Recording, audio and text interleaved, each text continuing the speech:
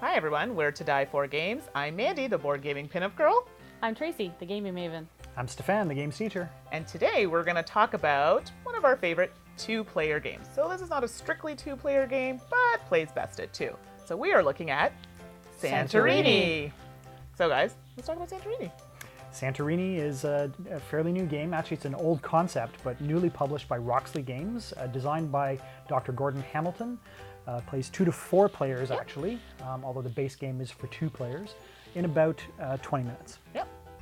So this game, I was surprised at how simple it was, you know? So did you want to talk about that? It's really cool. Basically, you're trying to get to the 3rd level of one of the buildings by moving and then placing adjacent on one of the 8 squares around you, which includes the other side of the board.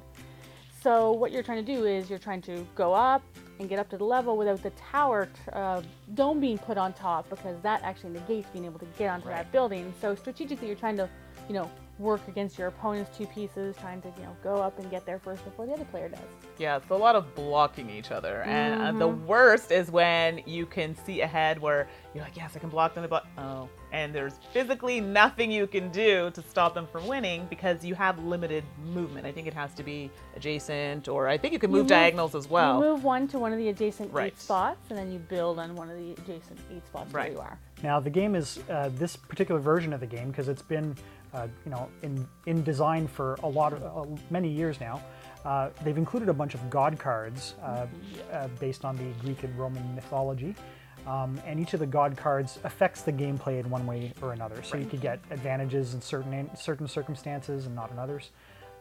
But you really got to be careful not to paint yourself into a corner, because if ever you're stuck in a position where you can move and not build, you lose immediately. So you want to be careful not to get into that situation as well. And there's so many cards that really change the dynamic of the base game is fun, but once you add those god cards in and each player has one, and it affects how things go, it can really change it up a bit. Well, because it starts from something very simple, and even the simple base game without the cards is still somewhat strategic. I mean, I've had games go on for about 20 minutes, and I've had others for 5. It just depends on who you're playing with.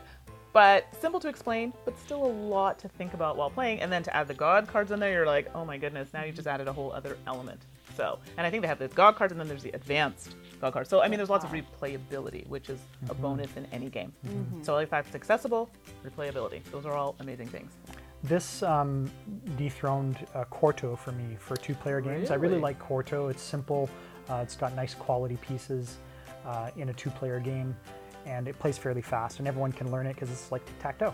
But this one for me was like, this beats Quarto for me in the 2-player category. It's my new favorite 2-player game. A nice lunchtime game. So overall, I think it's safe to say we enjoyed this one. Oh yeah. A lot. Awesome. So that's our pick for 2-player game, and we'll see you next time. Bye. Bye.